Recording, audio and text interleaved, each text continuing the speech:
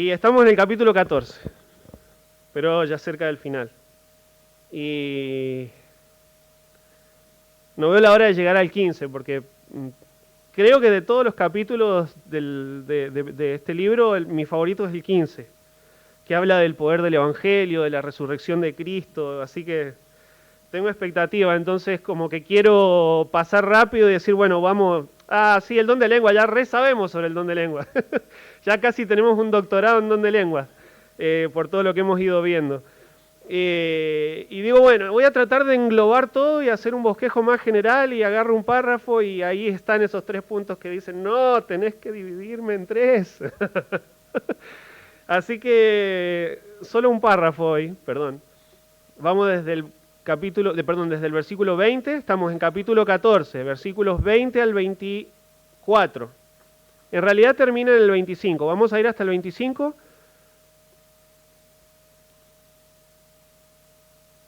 Sí, perdón, es 20 al 25.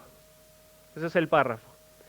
Hermanos, no seáis niños en el modo de pensar, sino sed niños en la malicia, pero maduros en el modo de pensar.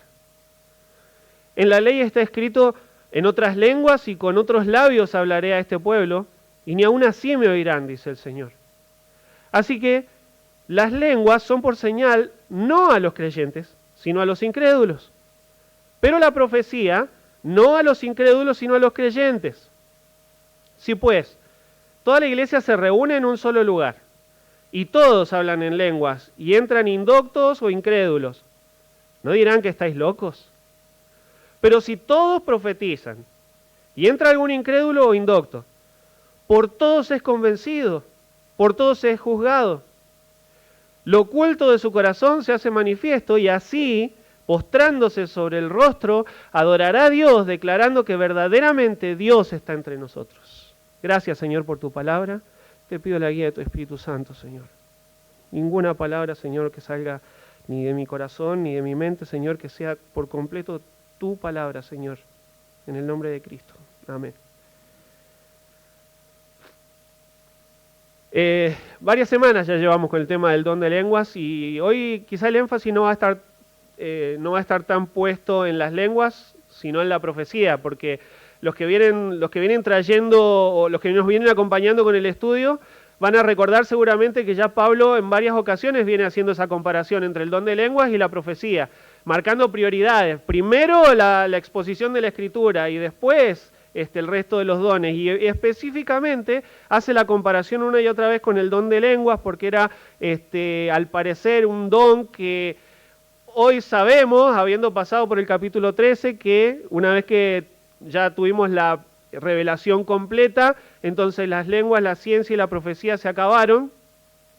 Entonces sabemos que el don de lenguas cesó cuando se completó la revelación, pero esta carta, esta epístola, está escrita en el año 55, y el don de lenguas y el don de profecía todavía estaban vigentes, los dos. Y los corintios estaban utilizando mal, específicamente el don de lenguas. Y entonces Pablo se toma ahí el trabajo de escribirles todo esto, que para nosotros es un capítulo, era una carta completa de principio a fin de Pablo a los corintios, no estaba dividida en capítulos y versículos como lo tenemos hoy. Pero todo lo que corresponde a prácticamente desde el 13, capítulos 13 y 14, el apóstol Pablo hace un énfasis especial en el don de lenguas, porque al parecer recibió noticias estando en Éfeso hay líos con el tema de las lenguas dentro de la congregación en Corinto. Y una y otra vez repite un concepto que seguramente ustedes se van a acordar, que es si no hay interpretación, si no había interpretación o si no había traducción para ese idioma que se estaba hablando por el Espíritu, dado por el Espíritu Santo, no era de edificación. Si no había traducción, no era de edificación. Y el párrafo de hoy, lo que vamos a estudiar hoy particularmente, nos enseña que la forma en la que estaban usando el don no solo no edificaba, sino que además causaba daño. O sea, estaban usando tan mal que no solo no edificaba, no es que, bueno, era neutro, no, además están haciéndole daño a la iglesia y ahora vamos a ver por qué. Como dije, de nuevo vuelvo a hacer esta comparación. Miren, las lenguas producen esto, pero la profecía esto. Dejen de mirar a las lenguas. Miren, enfóquense en la profecía. Y por eso el título de hoy es el impacto de las lenguas y la profecía en la iglesia. Entonces va a decir, miren, este efecto tiene tanto el uso de las lenguas como el uso de la profecía en la iglesia. Evalúen ustedes en dónde van a poner el énfasis, ¿sí? Ese es el tema de hoy, por así decirlo. Y insisto, ya sabemos que el don de lenguas cesó. Y uno va a decir, ¿por qué seguir insistiendo en volver a dones que al fin y al cabo, bueno, nosotros no practicamos el hablar en lenguas a menos que venga algún predicador de otro país y tenga su traducción, que de hecho lo hemos tenido? Bueno, hace rato, ¿no?, que no tenemos algún predicador con traducción. Creo que la última vez fue cuando estuvieron los Sakal, ¿no?, que era medio filipino, medio, medio inglés, y tuvimos la traducción también. Pero lo que Pablo está queriendo enseñar a los corintios también tiene una aplicación para nosotros. Toda la Escritura es inspirada por Dios y útil para enseñar, para redarguir, para corregir, para instruir en justicia. ¿Cuál es la enseñanza que nos deja a nosotros? Bueno, en eso nos vamos a ocupar. No se olviden, bueno, profecía, cesó la profecía, está bien, estamos todos de acuerdo. No se olviden que los corintios exponían profecía recién revelada o profecía fresca, ¿no?, nueva. Y nosotros predicamos la perfecta y completa profecía, ya la revelación completa, ¿verdad? Y hoy lo que vamos a ver es el impacto positivo, y impactos positivos e impacto negativo que tenían estos dones dentro de la iglesia, según el uso que los corintios le estaban dando. Por lo menos 4 formas en las que estos dos dones impactaban dentro de la iglesia. Y voy a arrancar así al hueso. ¡Pum! Pero bueno, vamos a tratar de hacerlo con amor igual. Pasa que no sé cómo suavizarlo. El primer punto es que las lenguas dentro de la iglesia son para inmaduros. ¿Cómo hago para suavizar esto? Hermanos, no seáis niños en el modo de pensar, sino sed niños en la malicia, pero maduros en el modo de pensar. En la ley está escrito, en otras lenguas y con otros labios hablaré a este pueblo, y ni aun así me oirán, dice el Señor. Entonces, este tema de la inmadurez, de buscarla, de enfocarse en las lenguas, insisto, vigentes en ese tiempo, Pablo ya los había exhortado a pensar de forma madura. En el capítulo anterior, ¿se acuerdan? En el capítulo 13, versículo 11, que él, dando su propio ejemplo, cuando yo era niño hablaba como niño, pensaba como niño, juzgaba como niño, mas cuando ya fui hombre, dejé lo que era de niño, llamándolos, vamos, hermanos, maduremos, enfoquémonos en lo verdaderamente importante. Y acá en el versículo 20, cuando les dice no seáis niños en el modo de pensar, la palabra griega para niño es pais, pero la que está utilizada acá es paidión, que es como un diminutivo, y les está diciendo no sean nenitos, no sean niñitos. Así, en ese tono se lo está diciendo. No piensen como bebés, maduren de una vez, ese es el tono de la frase. No sean niñitos. A los niñitos los cautivan las cosas que les llaman la atención a los sentidos, las luces brillantes, los colores, los sonidos. Y Pablo los está llamando a madurar a las cosas que son verdaderamente importantes dentro de la iglesia. A que dejen de pensar como niños, a que dejen de poner su mirada en las luces, en los colores, en los ruidos, en lo maravilloso de los dones milagrosos que en ese tiempo todavía estaban vigentes. El hecho de que se dejaran cautivar por las sensaciones, por las emociones, y no por la verdad de la profecía, para edificación de la iglesia, estaba demostrando, bueno, son inmaduros. Y Pablo les dice, maduren, no sean niños, hermanos. Y igual arranca con ternura, hermanos, no sean niños, no sean inmaduros. Bueno, respecto a la inmadurez, como ya los tenemos fichados, allá estamos en el capítulo 14, y ya casi tenemos la radiografía completa de lo que era la iglesia en Corinto. Cuando pasamos por el capítulo 3, no sé si ustedes se acuerdan que también los llamó niños, en capítulo 3, versículo 1. De manera que yo, hermanos, no pude hablaros como espirituales, sino como a carnales, como a niños en Cristo. Y de nuevo la misma palabra.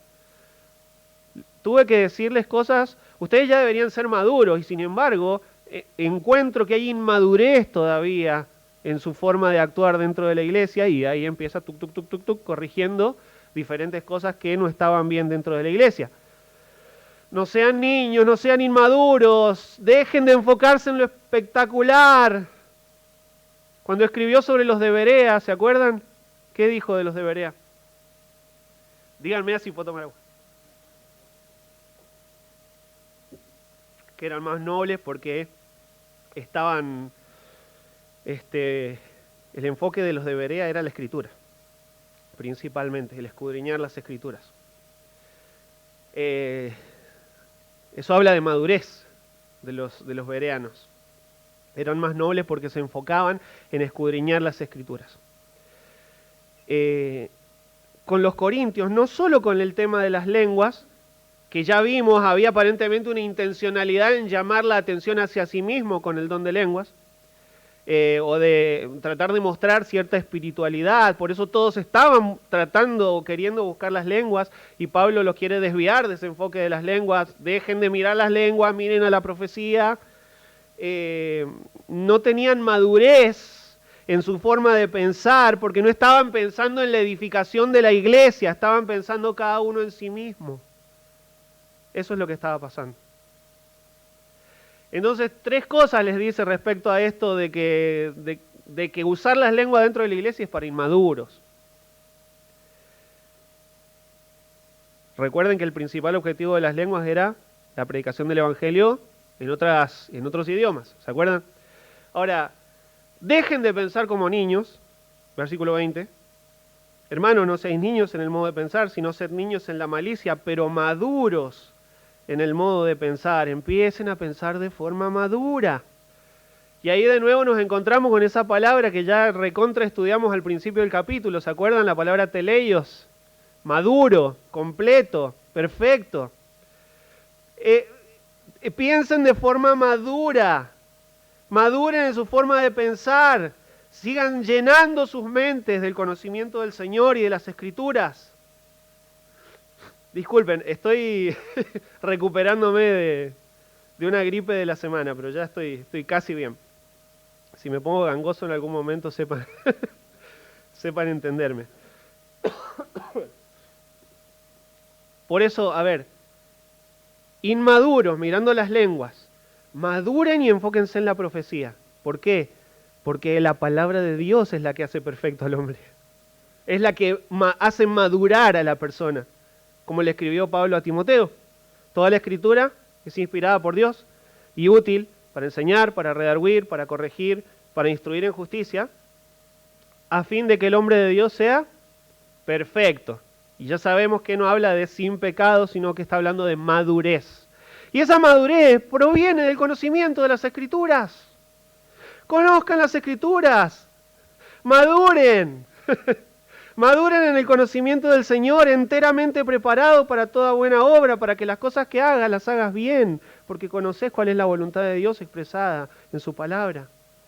Comiencen a pensar como personas maduras en la fe. Comprométanse seriamente cada uno en un estudio intencional. No como si por casualidad te queda tiempo durante el día de abrir las Escrituras en tu casa. Sé intencional en estudiar la Biblia, hermano.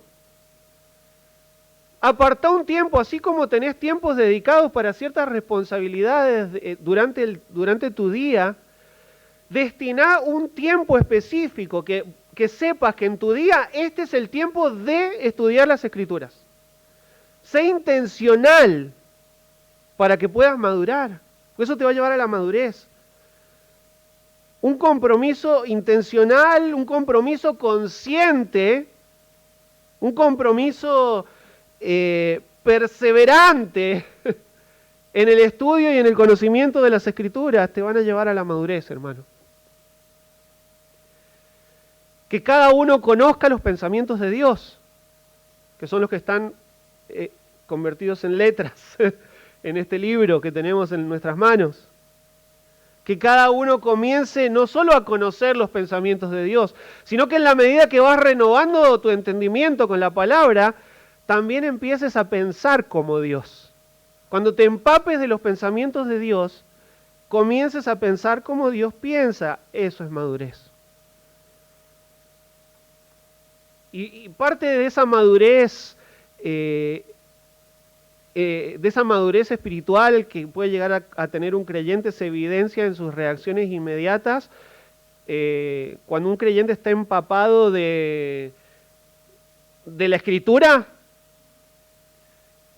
primero escucha una herejía y dice, ¿no? Un reflejo inmediato a lo que no es conforme a la Escritura. Y un reflejo inmediato a lo que no es conforme a la voluntad de Dios, o un reflejo de rechazo inmediato al pecado. Rechazo a la herejía, rechazo al pecado, así, ¡tum!, reacciono inmediatamente. ¿Y qué necesario es eso para la madurez? No solo tu madurez personal, sino que si cada uno como parte de esta iglesia empezamos a madurar en ese sentido, vamos a estar muy al resguardo de las herejías y muy al resguardo del pecado. Y les dice, dejen de pensar como niños, piensen de forma madura, y ahí hay una frase en el medio que no es que se me pasó de largo, sino que la quise dejar para el final. Si no sean niños en la malicia. Sean niños, o sea, no sean niños en lo que requiere madurez. ¿Está bien? Pero hay algo en lo que tienen que ser niños. Sean inocentes respecto al pecado. Sean hallados puros en sus intenciones. Uy, y qué significativo es después de haber pasado por toda una lista de este pecado y este desorden y este asunto que tienen que corregir. Y ¿cuántos, no? ¿Cuántos asuntos hemos hablado desde el capítulo 1 hasta el 14?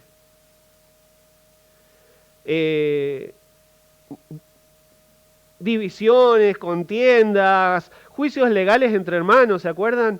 Divorcios, fornicación. Y es más, algunos de los pecados dentro de la iglesia en Corinto, Pablo, para avergonzarlos, si se acuerdan cuando pasamos por el capítulo 5, les dice, hay pecados que ustedes están cometiendo y justificando que ni se nombran entre los gentiles. Y digo, o sea, ni los incrédulos, o sea, hasta los inconversos tienen códigos y no lo hacen, en otras palabras, ¿no? Por código no lo hacen. Y ustedes creyentes no solo los están reteniendo dentro de la iglesia, los están pasando por... Y cuando dice están envanecidos, quiere decir están pasándolo por alto. ¿Están haciendo de cuenta que esto no pasa dentro de la iglesia? Habían encontrado formas astutas de justificar sus pecados. Me divorcio porque... tengo mis razones para divorciarme, ¿no? O el hermano fornica, o está acostándose con la madrastra, y sí, bueno, si el marido no le dio bolilla, ¿no? Y el Señor puso en su camino a... vaya a saber qué justificación espiritualizada le daban a... Porque en ese contexto es que les dice, ni los inconversos hacen lo que ustedes están haciendo.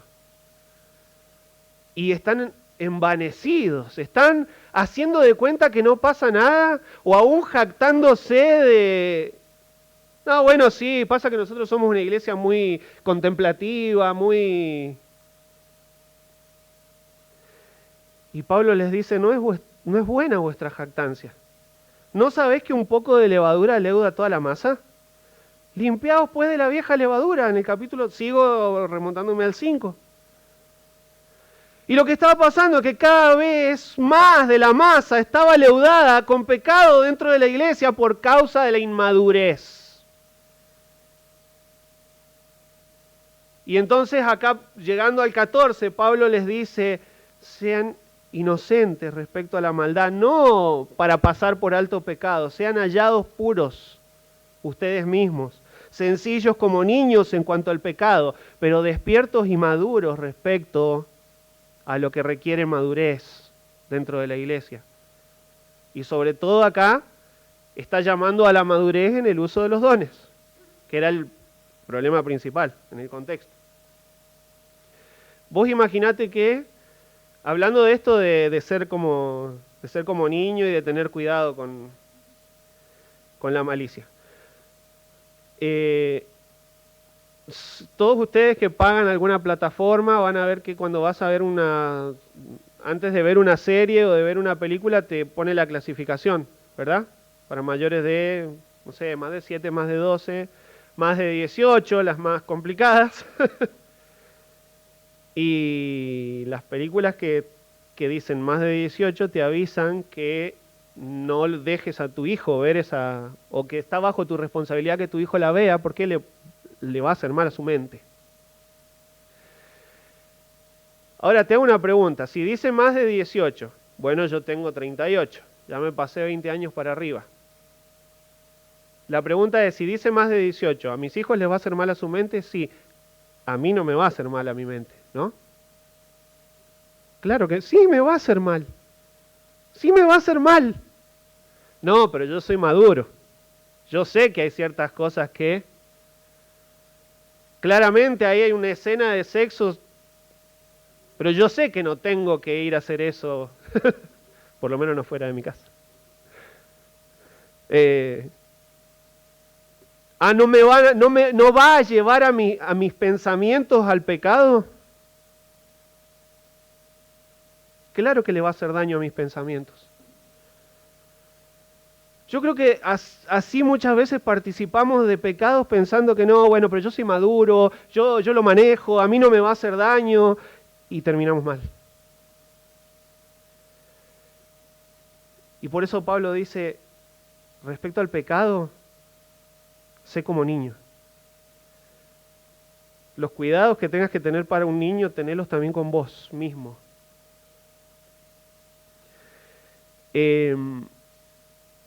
Don de lenguas, relacionado con la inmadurez, usándolo dentro de la iglesia. Don de lenguas, ahora miren lo que dice Pablo, es altamente perjudicial. Dentro de la iglesia, el don de lenguas es altamente perjudicial para el incrédulo. Versículo 21. En la ley está escrito, en otras lenguas y con otros labios hablaré a este pueblo. Y ni aún así me oirán, dice el Señor. Así que las lenguas son por señal, no a los creyentes, sino a los incrédulos, pero la profecía no a los incrédulos, sino a los creyentes. Si pues toda la iglesia se reúne en un solo lugar y todos hablan en lenguas y entran indoctos o incrédulos, ¿no dirán que estáis locos? ¿Saben lo que está citando acá el apóstol Pablo? La profecía de Isaías, en Isaías capítulo 28. No sé si se lo pasé, sí, bueno, lo pueden seguir en la pantalla. Isaías escribiéndole de parte del Señor al pueblo de Efraín, y les dice, ¿a quién se enseñará ciencia? ¿O a quién se hará entender doctrina? ¿A los destetados? ¿A los arrancados de los pechos? O en otra palabra, ¿te vas a poner a enseñarles doctrinas profundas o palabra profunda a los bebés, a los recién nacidos? Y la respuesta es obvio que no, porque no van a entender. Bueno, y ahora el Señor dice, hablándole a Efraín, porque mandamiento tras mandamiento, mandato sobre mandato, renglón tras renglón, línea sobre línea, un poquito allí, otro poquito allá, porque en lengua de tartamudos y en extraña lengua hablará este pueblo, a los cuales dijo, este es el reposo, da reposo al cansado, y este es el refrigerio. Mas no quisieron oír. Está diciendo, Efraín va a recibir una condenación. ¿Por qué? Porque no son bebés para entender la doctrina. Ya deberían entender, son perfectamente capaces de entender la voluntad del Señor. Y no se les dijo en chino o en alemán, se les dijo en su lengua, se les dijo mandamiento tras mandamiento, se les dijo mandato sobre mandato, se les dijo renglón tras renglón, línea sobre línea, un poquito allí, otro poquito allá, con predicación expositiva, o como le quieras llamar. y no quisieron oír. Y va a venir condenación por no haber querido oír.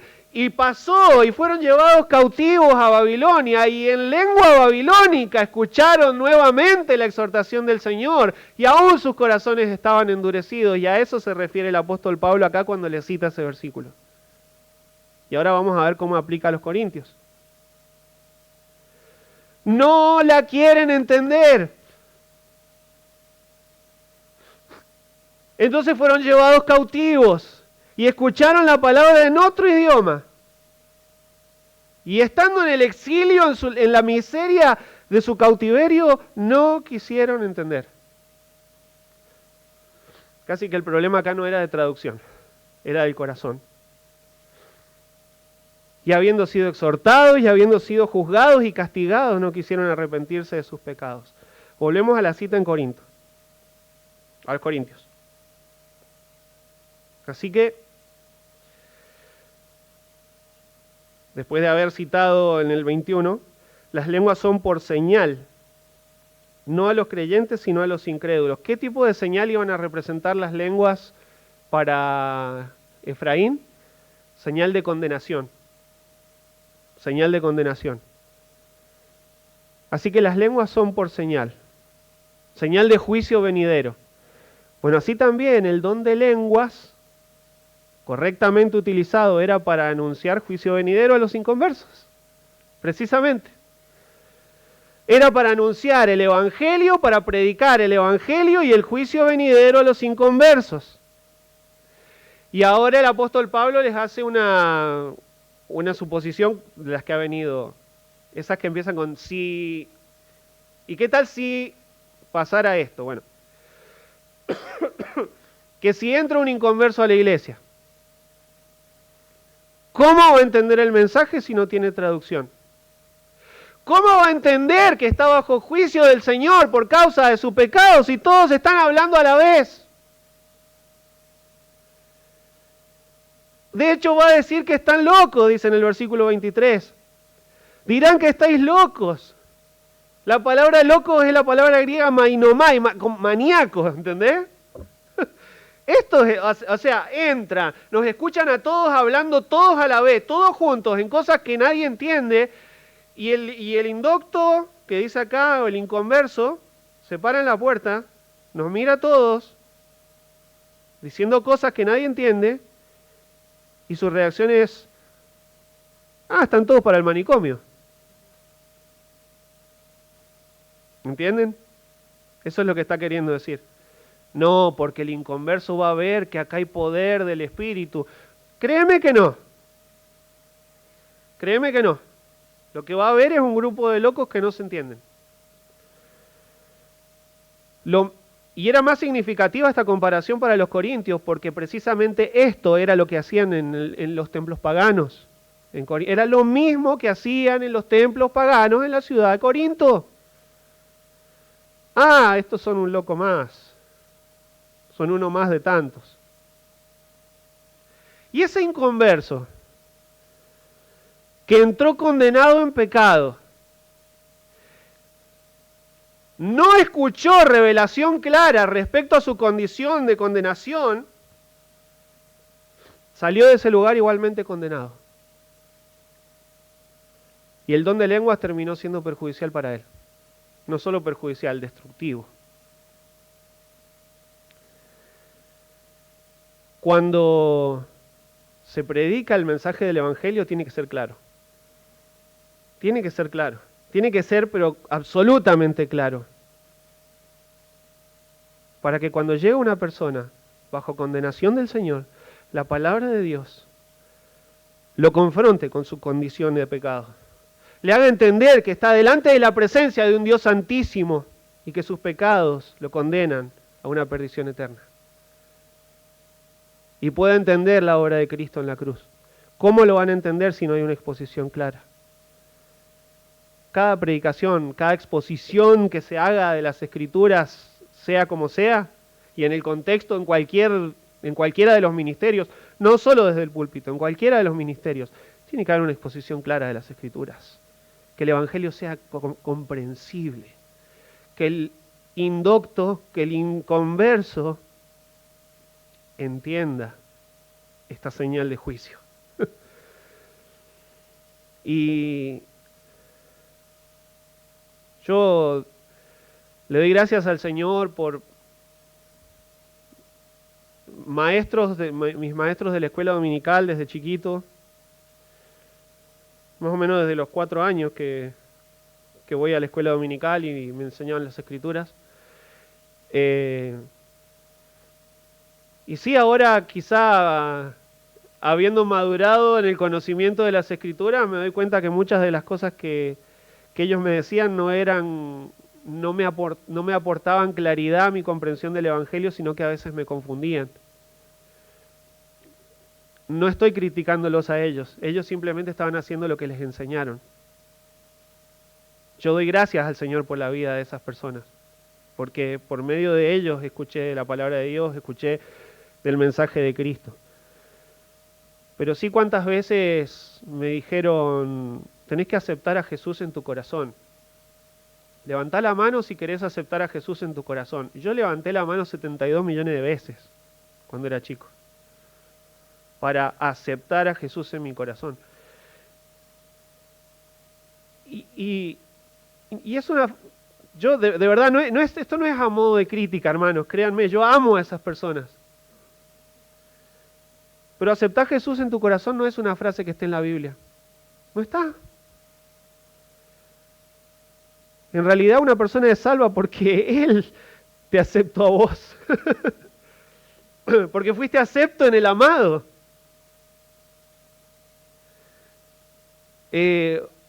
O cuando le preguntás a una persona, ¿y vos sos creyente? ¿Vos has puesto tu fe en Jesús? Sí, yo me entregué a Dios hace, ¿no? ¿Cuántos años? Te entregaste a Dios. También otra frase que no está en la Biblia. Porque más bien somos salvos porque Él se entregó por mí. No soy salvo por mi entrega, sino por la entrega de Él. Y invita a Jesús a entrar en tu corazón. Pará, esa está en el libro de Apocalipsis. He aquí yo estoy a la puerta. ¿De qué? ¿A la puerta de qué corazón? No, a la puerta de una iglesia que lo había dejado afuera. A la puerta de una iglesia que estaba haciendo las cosas a su manera y dejando al Señor de lado. No tiene nada que ver con la salvación ese versículo. ¿Entienden por qué es la necesidad de renovar nuestro entendimiento en las Escrituras? Porque cuando renovemos nuestro entendimiento, cuando empecemos a llenarnos de la mente de Dios, vamos a empezar no solo a pensar, sino a hablar conforme a la mente de Dios. Y por medio del Espíritu Santo y de la ayuda del Espíritu Santo, el mensaje va a ser claro. Y sí, bueno, sí, es re difícil hablarle a los niños de pecado y de juicio, pero ¿saben cuándo el Señor quebrantó mi corazón por primera vez? Cuando escuché un sermón sobre el infierno. Y tenía 8 años, no fui salvo en ese momento. Pero desde ese momento en adelante hice una profesión de fe, porque ese día del sermón sobre el infierno, invité a Jesús a que entre a mi corazón. Ese día no fui salvo. Pero sí, a partir de ahí el Espíritu Santo me hizo entender mi condición de pecado. Y muchas veces evitamos esas cosas, ¿no? Porque no asustemos a los chicos. Pero el mensaje del Evangelio contiene juicio. No vamos a ir a... No los queremos, no los vamos a traumar, pero con la ayuda del Espíritu Santo vamos a ser sabios en explicarle que si necesitas un Salvador es porque estás bajo condenación. Que si necesitas el perdón es porque algo mal hiciste. No solo porque Jesús me ama y quiere que yo sea su hijo, ¿entienden? Hay mucho más en el Evangelio. Y cuando lo embarramos con buenas intenciones o con lindas frases, la persona que está bajo juicio no logra entender que está bajo juicio. Y por otro lado, dice, las lenguas son señal no a los creyentes, dice, ¿vieron? En el 23. Y si en la congregación todos son creyentes, ¿no? Las lenguas no tienen razón de usarse. ¿Estamos de acuerdo con esto? No son señal a los creyentes, no son para los creyentes. Las lenguas no eran para ser usadas en la iglesia. Al contrario, dice Pablo, miren, la profecía edifica a todo aquel creyente que por obra del Espíritu Santo la puede entender y la puede aplicar a su vida. Entonces esto nos lleva al siguiente punto, el impacto de la profecía dentro de la iglesia. ¿Saben cómo impacta la profecía dentro de la iglesia? Produciendo vidas transformadas. De la profecía ya revelada. No hace falta que repita eso una y otra vez, ¿no? Ya lo sabemos, lo tenemos bien de memoria. Bueno. Pero dice, el don de profecía... Pero acá está hablando, miren, el efecto del don de profecía en el inconverso, si te pones a pensar. Dice, las lenguas son para el inconverso, la profecía para el creyente. Pero mirá lo que la profecía hace en el inconverso. Versículo 24. Pero si todos profetizan y entra algún incrédulo o indocto, por todos es convencido, por todos es juzgado, lo oculto de su corazón se hace manifiesto y así, postrándose sobre el rostro, adorará a Dios, declarando que verdaderamente Dios está entre vosotros. ¿Qué produce la profecía en el inconverso? Bueno, dice, por todos es convencido. Y es la gente dentro de la iglesia proclamando las verdades de Dios de forma entendible. No es convencido y juzgado por la gente, es convencido por la palabra de Dios proclamada en boca de la gente. Y es convencido y juzgado, esas dos palabras que utiliza ahí en el griego son términos judiciales los dos. Convencido, que es la palabra griega elenjo, que ese como el equivalente a dejar convicto. Entiende su condición de pecado, entiende su culpabilidad delante de Dios cuando le es expuesto con claridad el mensaje del Evangelio. Y la palabra juzgado, que es la palabra griega anacrino, que viene de examinar o de interrogar. Su corazón queda abierto, queda expuesto. Ese es el efecto de la palabra de Dios predicada con claridad. Hace que el pecador quede expuesto en su condición frente a la santidad de Dios. La Escritura, hermanos, le hace entender que está bajo juicio. La Escritura le hace entender que necesita ser justificado por Dios. Entonces, la predicación clara del Evangelio produce resultados para salvación. Mientras que las lenguas desordenadas producen, al contrario, rechazo.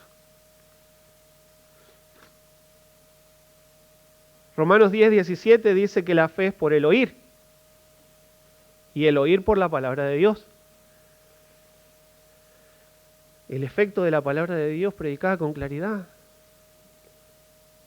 En Hebreos 4:12 dice, porque la palabra de Dios es viva y eficaz, y más cortante que toda espada de dos filos, y penetra hasta partir el alma y el espíritu, las coyunturas y los tuétanos, y discierne los pensamientos y las intenciones del corazón. Esa persona que llegó endurecido por su pecado, el poder de una predicación clara y al punto, le deja expuesto en su realidad, en su condición de pecado frente a un Dios que es santísimo, delante del cual no se puede presentar. Y esa misma palabra quebranta hasta el corazón más duro. Que prediques la palabra, le dice Pablo a Timoteo. Que prediques la palabra, que instes a tiempo y fuera de tiempo, redarguye, reprende, exhorta con toda paciencia y doctrina, porque nada convence más que la palabra predicada. La palabra produce arrepentimiento. Porque te deja, como estas palabras que vimos recién, te deja convicto. Te deja bajo interrogatorio, donde no tenés salida. Sí, no estoy al horno. es un Dios santísimo y no tengo escapatoria. El único camino es Cristo.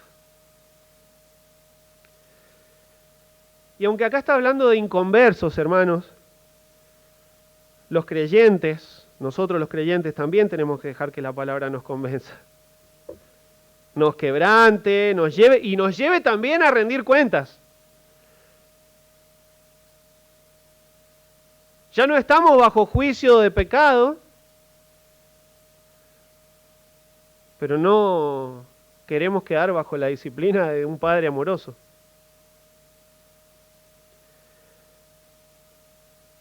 Que la palabra de Dios nos lleva también a nosotros, hermanos, a rendir cuentas delante del Señor. Y eso es para nuestra santidad, para nuestra santificación. Por eso cuando vengas a escuchar la palabra de Dios, no vengas para recibir lo que te gusta y para desechar lo que te confronta, porque muchas veces lo que te confronta es lo que te ayuda a llevarte a la santificación, santidad. Lo manifiesto, dice en el versículo 25, lo oculto de su corazón se hace manifiesto. Sigue hablando del inconverso, ¿no? Y así postrándose sobre el rostro, adorará a Dios, declarando que verdaderamente Dios está entre vosotros. Creo que es uno de los versículos más lindos del capítulo. La palabra manifiesta los secretos del corazón. Ese efecto tiene la palabra de Dios. Ese efecto tiene la profecía que no lo tienen las lenguas. ¿Cuántas veces te has preguntado, o quizá algún hermano te contó, ¿quién le dijo al pastor?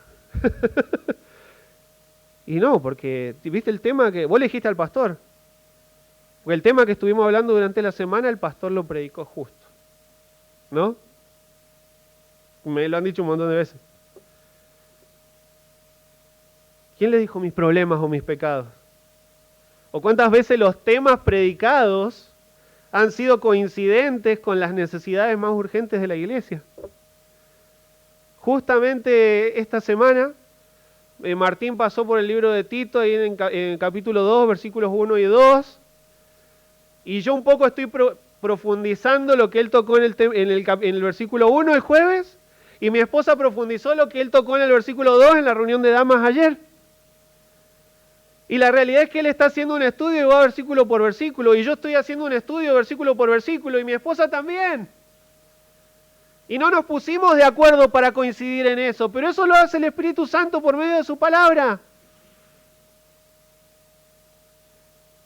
Y si el Espíritu Santo nos dice una cosa el jueves, nos la vuelve a decir el sábado y nos la vuelve a decir el domingo, no seamos niños en nuestro modo de pensar. No, alguien seguro le dijo al pastor. Y por eso el pastor me está largando palos desde el púlpito.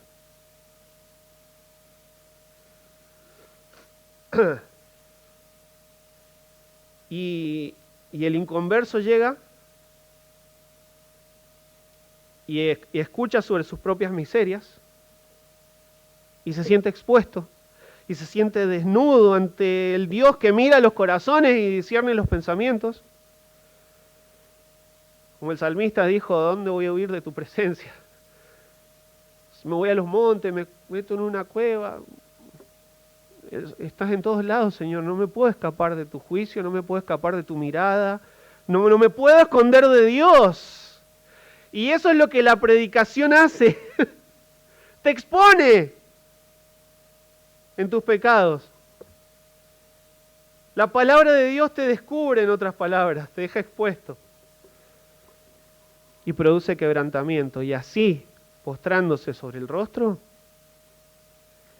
adorará a Dios.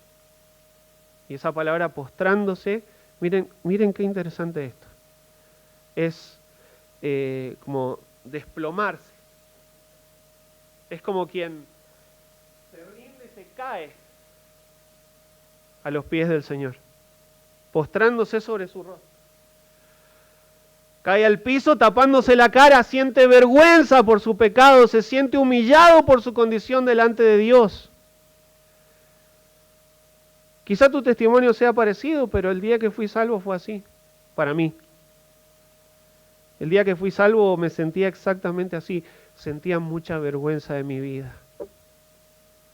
Mucha vergüenza de mis actos.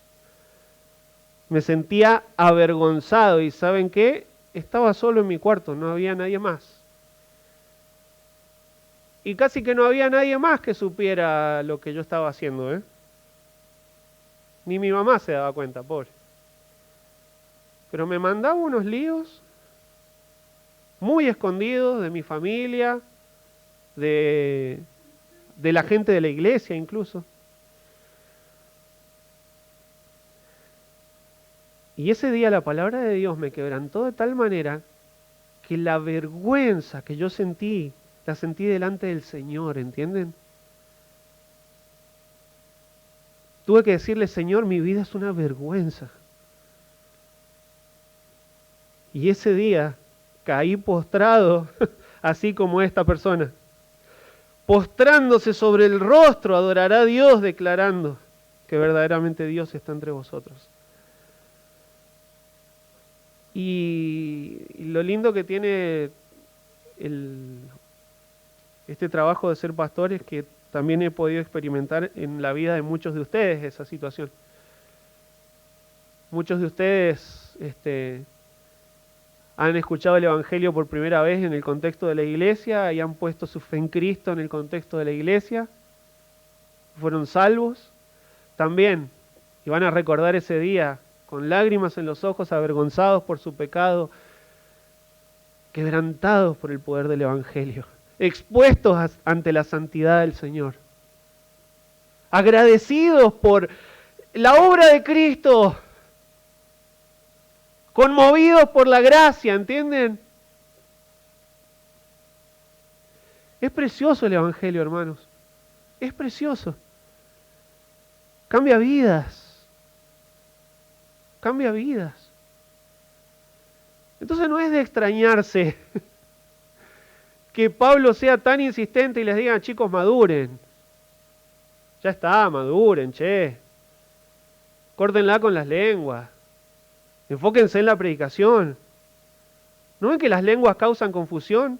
Pero la predicación tiene este efecto precioso. Y esa persona, postrándose sobre el rostro, adorará a Dios. Otra perla del griego es la palabra griega proskuneo. ¿Saben lo que significa? Pros de inclinarse hacia abajo y cuneo de besar como el perro lame las botas. Es la persona quebrantada que cae a los pies del Señor como besándole y entendiendo con aprecio en su corazón cuánto te ofendí, Señor, y cuánto amor hay en vos para conmigo. Ese es el poder de quebrantar y de humillar que tiene la exposición de las Escrituras. Y así es, hermanos. Así, de esa forma es quebrantado el corazón de un inconverso endurecido cuando entra y escucha la predicación. Insisto, esto no está solo para que pensemos en los inconversos, esto también está escrito para que pensemos en nuestros corazones.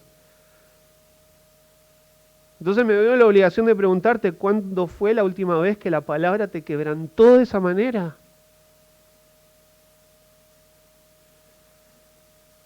O quizá venís a escuchar ya con un prejuicio, o solo para ver si, bueno, a ver lo que el pastor expone, coincide con lo que yo creo, sí o no. O vengo con la determinación, Señor, que la verdad de tu palabra expuesta renueve mi mente, me cambie.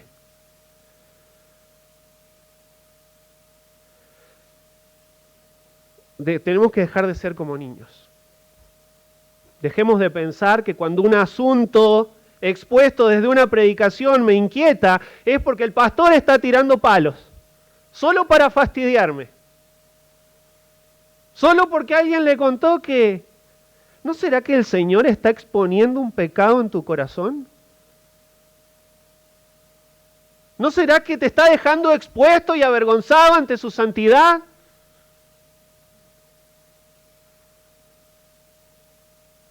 Y si hoy estás acá y todavía no has puesto tu fe en Jesús, yo te quiero decir que estás bajo condenación de muerte. Si todavía no pusiste tu fe en Jesús para salvación, estás camino a una condenación eterna. Y es una noticia dura, pero evangelios son buenas noticias. Que Cristo murió por tus pecados, que Él pagó la condenación, que si pones tu fe en Jesús, si te arrepentís de tus pecados, reconoces tu condición y confesás a Jesús como tu Señor y Salvador, vas a ser salvo, dice la palabra de Dios. Vas a ser perdonado, tus pecados van a ser borrados para siempre. Y cuando te presentes delante del Señor, no vas a ser declarado culpable delante del juicio del gran trono blanco. Vas a ser declarado justo por los méritos de Cristo. Entonces, si hoy escuchaste esta prédica y entendés que estás bajo condenación, confesá a Jesús como tu Señor y Salvador. Cree con fe que Jesús es el Hijo de Dios, que murió en tu lugar, que resucitó también y hoy vive. Escuchá lo que la Biblia dice de vos, que de tal manera te amó el Señor que envió a su Hijo, su único, para pagar por tus pecados, para que todo aquel que en Él cree no se pierda, mas tenga vida eterna. Y si vos crees hoy en Jesús y le confesás Señor y Salvador y te arrepentís de tus pecados, vos hoy vas a tener vida eterna.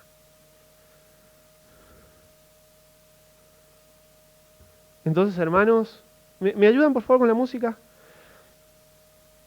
Sigamos predicando la palabra de Dios que cambia vidas, porque la palabra de Dios cambia las vidas, quebranta los corazones. Compartí tu testimonio en la escuela. Compartí tu testimonio a tus vecinos, a tus compañeros de trabajo.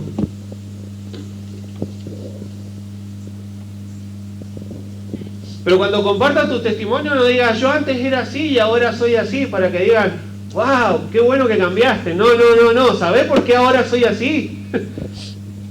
Yo antes estaba condenado por esas cosas que hacía.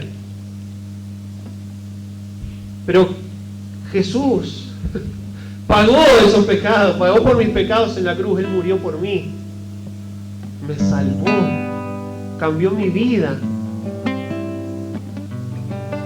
Está bueno que compartas tus cambios, pero lo que va a salvar al inconverso es que entienda que está bajo juicio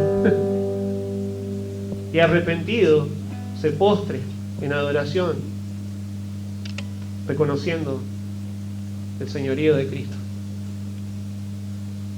Entonces,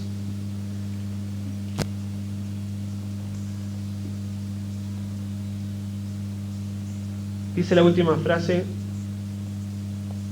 que el inconverso llega, escucha, entiende que está bajo juicio, se quebranta por la profecía, cosa que las lenguas no hacen, adora a Dios y declara que verdaderamente Dios está entre ustedes, hermanos.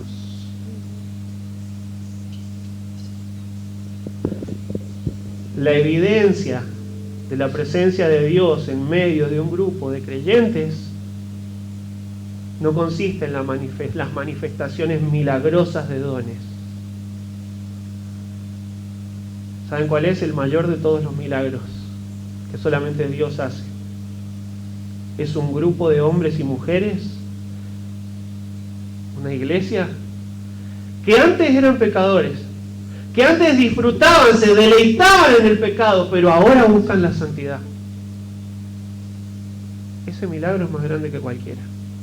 Y ese solamente lo hace Cristo en la vida de una persona. Un grupo de hombres y mujeres que viven contra la corriente, que no se rigen bajo las normas de este mundo. Un grupo de hombres y mujeres que tienen gozo a pesar de las circunstancias, cuando las circunstancias son adversas. Y ese, hermano, ese tremendo testimonio Es el evangelio vivido. Es el evangelio hecho carne en la vida de los cristianos que profesan fe en Cristo. Y el inconverso que entra y ve y escucha no solo la exposición de la profecía, ve el evangelio vivido en la vida de la gente, va a decir, verdaderamente Dios está entre vosotros. Sí, Dios está acá. No escuchó a nadie hablando en lenguas milagrosamente, escuchó un mensaje que lo dejó bajo juicio. Y vio un grupo de creyentes viviendo esa verdad. Entonces, hermanos, que el evangelio predicado y vivido por nosotros sea un testimonio impactante para nuestra sociedad. El cambio que Dios hace en la vida de las personas. El humo, las luces, el show no cambian nada en la vida de la gente. La palabra de Dios cambia la vida de la gente. Entonces, hermanos, que la palabra de Dios nunca falte ni en este púlpito ni en ninguno de los ministerios de nuestra iglesia. Y aprendamos a ser maduros en nuestra forma de pensar. Comprometete a estudiar la palabra. Pero comprometete seriamente, hermano, hermana, en estudiar la palabra. No con la intención de juntar más conocimiento y conocimiento y conocimiento con los fariseos. Así no, sino para renovar tu entendimiento. Para empezar a pensar y actuar bíblicamente. Para que el pensamiento de Dios llegue a ser un reflejo frente a la herejía y frente al pecado. Como niños, en cuanto a la malicia, puros delante de Dios, y en nuestra manera de obrar, y predicando el evangelio que cambia las vidas. Amén.